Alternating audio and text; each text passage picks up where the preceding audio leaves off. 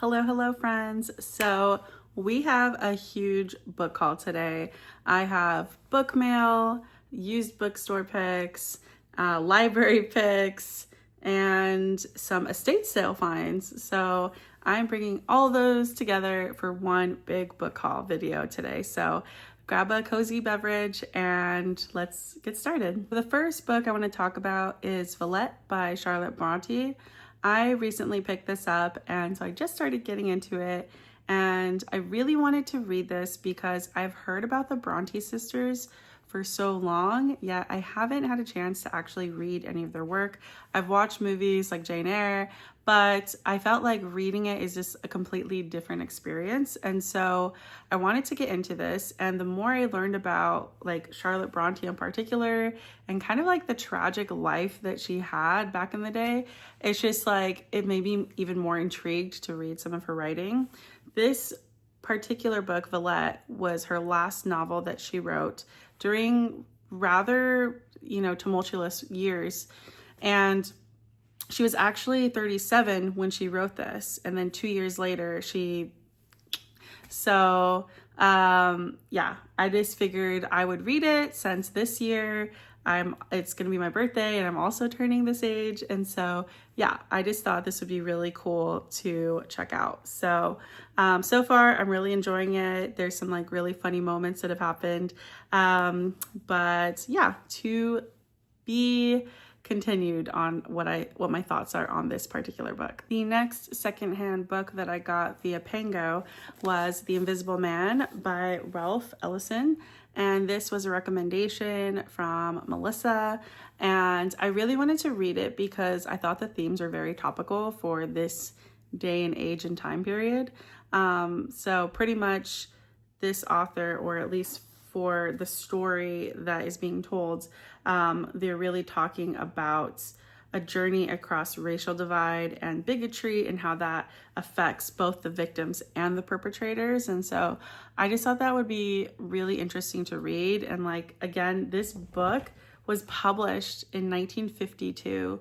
And I believe it's like all these themes are still very relevant in this day and age in 2025. So I wanted to give this a go. My thoughts will be on it soon. I have a very long TBR this year, but I'm pretty confident I can get through a lot of these. So this is definitely high on my list. The next book that I got was a paperback.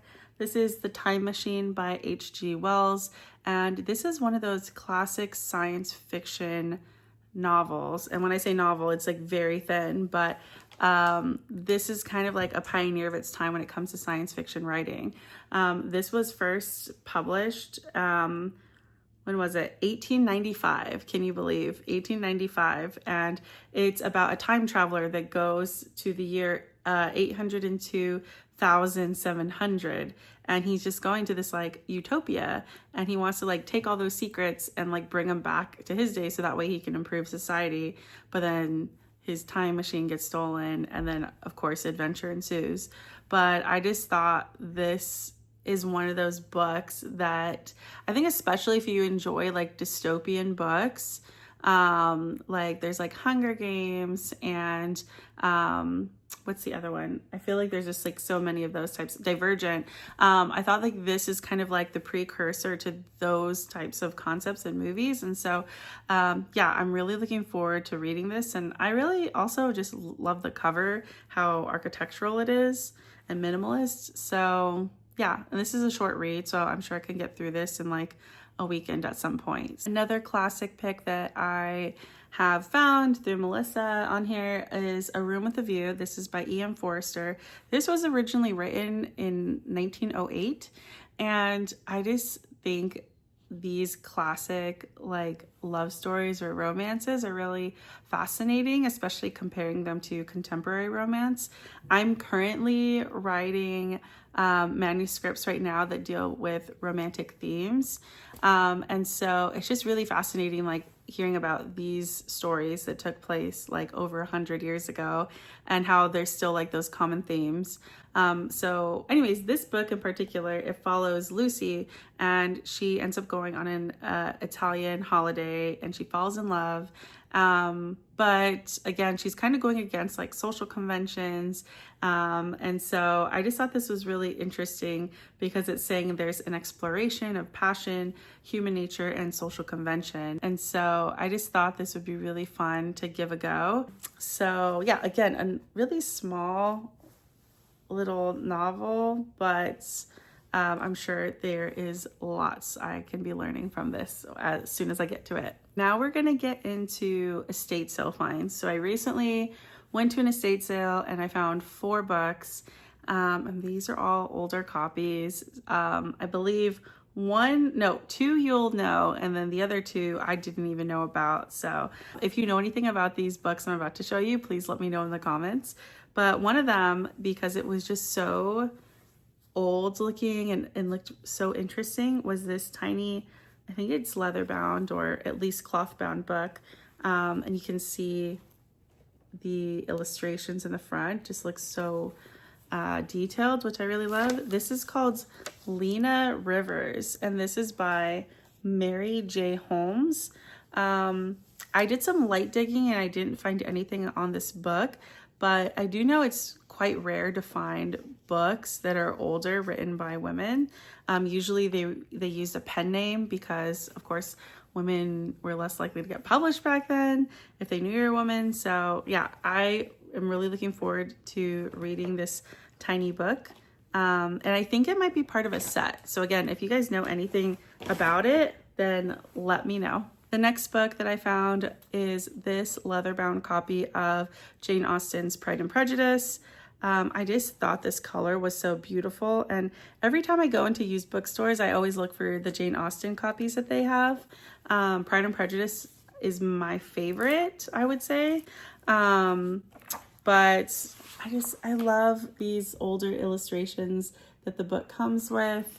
And yeah, I thought this would be great to have on my bookshelf.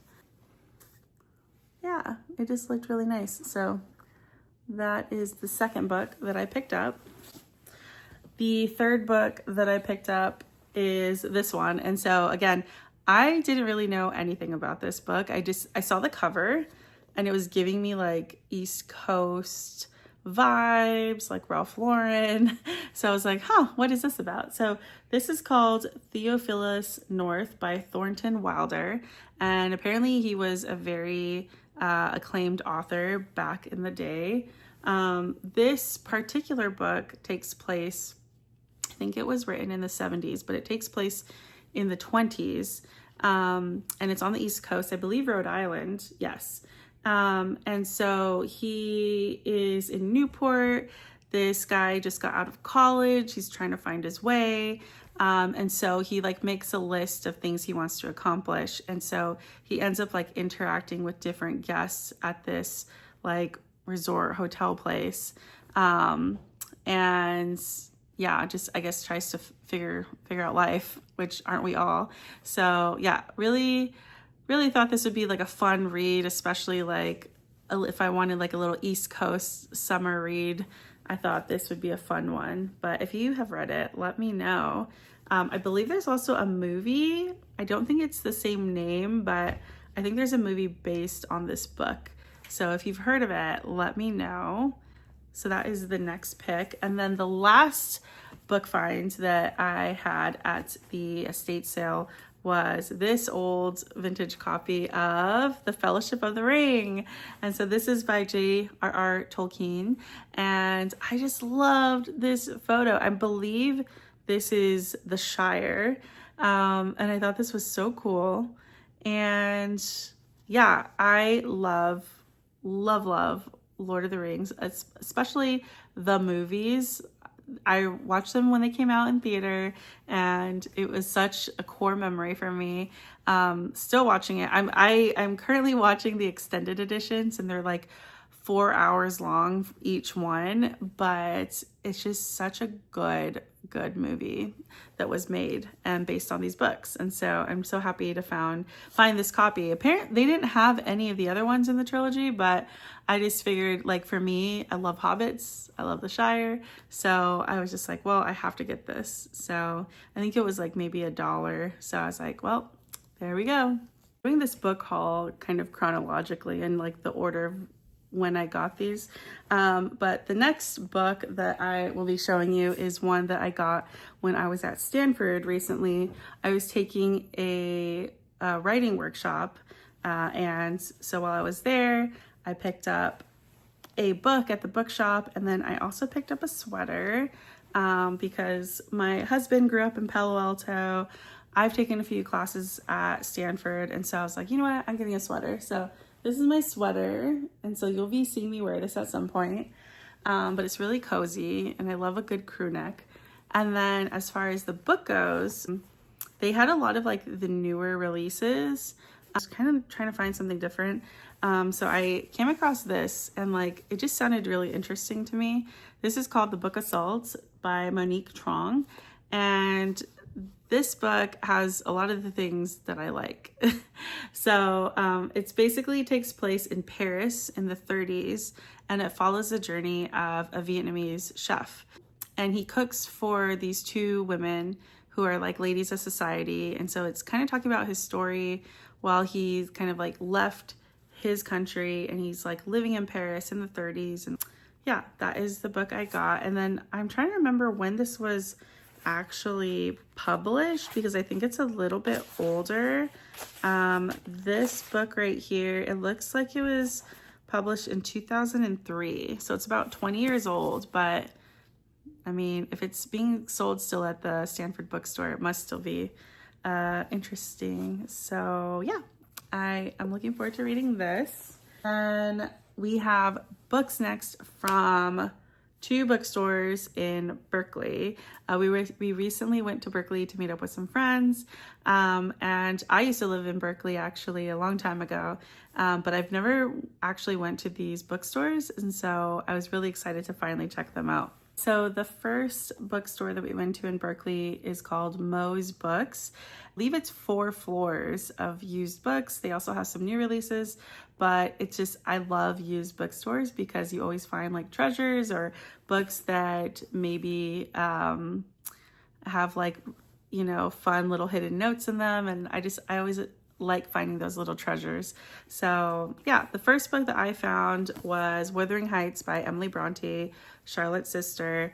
And so of course I wanted to read all the Brontë women. So I got this book, and this is just a Penguin Classics edition. It looks pretty much in new condition to me.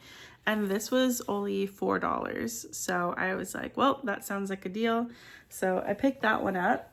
Another book that I got, we actually gifted it to a family friend for Christmas. And then when we saw him recently, he just said how much he's been loving reading this book. And so I was just like, well, I feel like I should read it because he's just showing so much joy in reading this book. And actually, I had access to the audiobook on the Libby app. And if you guys don't know what the Libby app is, it is a free app that you get when you sign up for a library card, and you can get free access to audiobooks and ebooks and all of that. But anyways, I feel like the audiobook didn't quite give it the life that I felt it had in the book because I've heard so many good things. So luckily I found a hardcover copy when I was at the store. And again, it just looks like in such great condition. It's the story, it talks about our living world and trees and all of that fun stuff. And so this was only $10, and I think it originally goes for $30. And so I just thought this was a great deal, but I'm really looking forward to reading this. I really like atmospheric books that just really immerse me into like the setting. And so yeah, I have a good vibe about once I read this, I'm really gonna like it. So that's the next book I got. And then the last book is this book, but funny story about this book. I was in the literary section and I'm just like looking at all the books, and there's someone that tells me like, oh, excuse me. And I'm like, okay. And I'm like, I move to the side thinking I'm in their way. And then they just like look at my book and they like take it from me, and they're like, oh, I just wanted to see like if this was like a re-release because I think it's been like out of print or something. And I just thought that was like the weirdest like rudest thing. I'm like, shouldn't you ask if you can, like, I thought literally he was like trying to take the book from me because he wanted it for himself. So that was just like a weird thing that happened. And so afterwards I'm like, well, I'm buying this book now because just out of principle. But anyways, this is Sour Sweet by Timothy Moe. And again, in great used condition. It looks fairly new to me. And so this is about immigrants who are Chinese that moved to London, and it just talks about their like immigration story and then also kind of like their ties to like the triad. So sounds pretty heavy, but I've read reviews saying that like there's a good balance of like other aspects where it doesn't feel heavy all the time. So I'm really looking forward to this. I believe it was published, oh golly, like in the 80s. It says, I think 82. Yeah, it was first published in 82 in Great Britain. And I really do like some of the vintage covers. So if you can get your hands on a vintage cover, like they look pretty nice. But yeah, I didn't see too many videos or people talking about this online. So yeah, I'll let you guys know my thoughts, but it had an interesting premise. The second bookstore we went to in Berkeley was called the Sleepy Cat Bookstore, and it was adorable. It was, I believe, on Shattuck Avenue, and that's one of like the popular streets that has like restaurants and stuff on it. It's like the most adorable bookstore. Absolutely loved it. There was a mix of like new books and used books. And there was also like lots of like artwork and origami, but they have a stay-in cat named Lila. She is this beautiful white cat. She's 12 years old, but she has the most like lovely blue eyes, and she was just like all curled up near the cash register, and you're allowed to pet her. And it's just, there's Polaroids all around the store of people taking pictures of Lila. So yeah, huge shout out to the Sleepy Cat Bookstore. I got 3 books there that were used, and they all sounded really good. So I think first things first, this is this book right here. It's called Bread and Wine, and this is by Ignazio Silone. And so this is an Italian book, and basically this is kind of like happening like there's a lot of like political kind of themes in this book in particular. He's writing about kind of like stuff that has to do with like, I'm trying to like be careful with what I say because I know with YouTube they can kind of flag videos, but I would just say it's during a time when things weren't so great in like the 1940s, right? Like I think we can know what that is. But anyways, I thought it sounded pretty interesting and again topical of the time. And so yeah, this is Bread and Wine. The second book that I got was Call It Sleep, and this is by Henry Roth. And this one takes it back to the United States, and this is talking about living in New York when it was pretty rough. And just, I think like it's this character, or at least the story, is kind of going through living through poverty, and just like the violence of street gangs and all of that. So yeah, I wanted to read this. I thought it was interesting because it says nearly 1 million in print. But again, haven't heard too much about this book anywhere. But yeah, I thought the cover photo also looked really interesting. So that is the second book that I picked up. And the last book, so this, I have yet to read it, but I think many of us have all already seen the movie, of course. This is Truman Capote's Breakfast at Tiffany's. And so I love that movie. I love Audrey Hepburn. She's fabulous. But I feel like the book is a bit different than how the movie is. If anything, Audrey Hepburn just like gives more like elegance and class to the character Holly Golightly. So yeah, I'm looking forward to reading this. It's a very short read. And here's a picture in the back of Truman. But yeah, I just thought this was like a fun little Easter egg find, because it's just like, oh, like Breakfast at Tiffany's. I again don't really hear about people reading the book, but just watching the movie. So I thought it'd be interesting to give this a go. I have a couple books that I picked up at the library today. I don't want to get too into them just because I feel like this video is already going to be super long, but a lot of these are new releases, and I think there's one that's a little bit older, but this one is A Reason to See You Again, and this is by Jami Attenberg, and this is about a mom and sisters and kind of like their life journey over 40 years. So this sounded really interesting to me. I really like generational stories, and so I thought this could be something that I'd really get into. The next book that I checked out was Gliff by Ali Smith.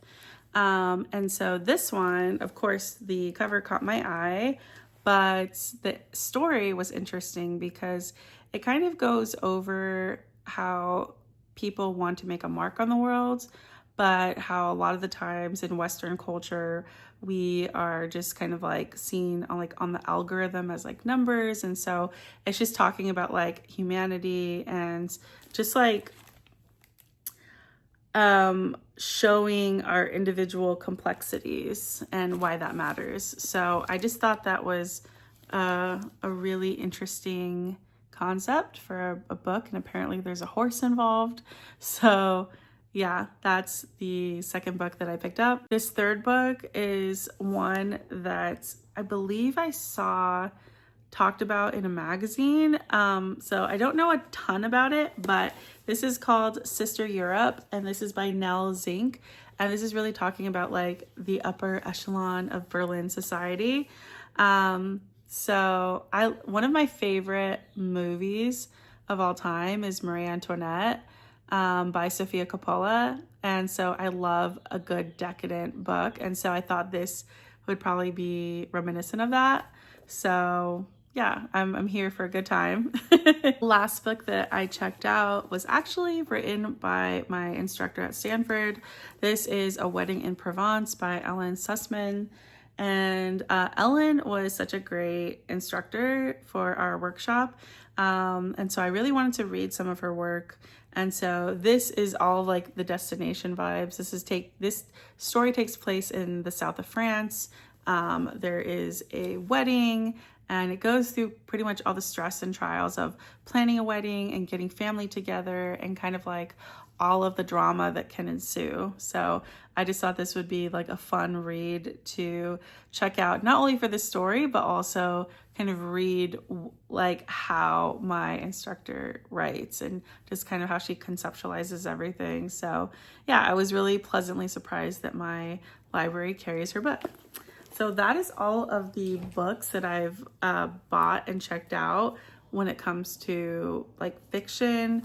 There is one purchase that I have gotten recently. I don't believe I mentioned it here yet. That is a cookbook. And so this is called Coastal. And so if you haven't heard of Coastal, this is by Scott Clark of Dad's Luncheonette. And Dad's Luncheonette is this like really cool little like train caboose looking place that he converted into a like restaurant. But I feel like restaurant, I use that term lightly because it's more kind of like a place where you can order food and eat outside on some benches. But they make the best hamburger sandwiches. And they have vegetarian ones, and it's so yummy. So if you ever come to Half Moon Bay, you have to check them out. And there's also just really beautiful photography in here. Some people always tell me like, oh, I don't buy cookbooks because like you can just find recipes online. But I really love cookbooks because I feel like it's more than the recipe. It's like there are a lot of chefs that share their like life stories, their inspiration. There's also really beautiful photography, which I'm a photographer by trade, so I'm really into. Like, check these out. These are great shots, and there's like even better shots of like food. So I love cookbooks. So if you ever have a really great cookbook you want to share with me, let me know. But yeah, as you can see, I've already like tabbed this up for recipes I want to try. So yeah, definitely one that I'm anticipating using this year. A bonus little booklet we got was a welcome gift from Deptyque. I made a new account online with them, and when they shipped us something that we ordered, they actually sent this cute little notebook, and it smells really good. It smells like the perfume that we ordered, but I just thought this was so cool that they sent a little notebook with our purchase. It was really nice. Forgot to mention, this is a tote bag that I got at Moe's, and this is kind of like what the sign looks like from outside. But I just love this red stripe design, and I always collect tote bags from all the bookstores that I go to. I have so many totes, but I feel like I always need totes. And then I got these bookmarks for free that were at the register. So I have plenty of them for all the books that I have going on. And then I also picked up, they had a tea, which a lot of places don't have their own branded tea, but they did. And so I was like, well, I have to get some. I'm such a tea girly. And so this is a black tea blended by Lhasa Karnak. And this is 3 ounces. I haven't actually smelled it yet. So maybe we can do like a quick sniff test right now to see. Because sometimes black tea is just kind of like bland and others are like more fruity. So let's see if, whoop. I just spilled a bunch. Let's see. Yeah, this is just like a straight black tea, but it smells really good. It smells like it has like a vanilla malty kind of note to it. Oh man, I didn't know they filled it to the brim. Just like, no, get back in there, tea. Looking forward to trying this one. I love black tea with like a touch of milk. So I need to put this lid back on because I'm probably gonna spill it again. More tea that I got was this one today, actually. I'm heading to Thailand next week, and I went to go get a pedicure at Burke Williams because, fun fact, you don't have to get like a crazy expensive service to use their spa facilities. You can just get like a pedicure with an enhancement, and you can use like their sauna, steam room, jacuzzi, showers, like all the things, and it's very relaxing. But their tea, their signature tea is so good. This is a vanilla lemongrass tea, and yeah, even if you just want to go in and buy the tea in their like little gift area, I highly recommend their tea. It's so good. And it has, let's see, organic lemongrass, vanilla, orange peels, organic apples, and raisins, and that flavor combination is so yummy. So yeah, this is one of my favorite teas of all time. So highly recommend. That is it for the huge book haul. I haven't done a book haul in ages. I think I would do a couple on TikTok, but I haven't done any on YouTube, and so hopefully you guys like it. I know it's super chatty, but maybe you found something that interests you and you are wanting to read, and so I hope this video helps you. I have another book haul I want to do in the near future of all the books I've been like influenced to buy, because there's a lot of those too. So yeah, I will go through those in a future video, but for now, that was all the current book picks that I have. And I have lots of reading to do and lots of writing to do. I'm trying to finish the second manuscript that I'm currently working on. And so every day I'm like I have my writing schedule now, and I'm just trying to like get through it so that way I can have it ready to turn in. But yeah, I hope you all have a wonderful rest of your week, and I'll see you soon. Bye.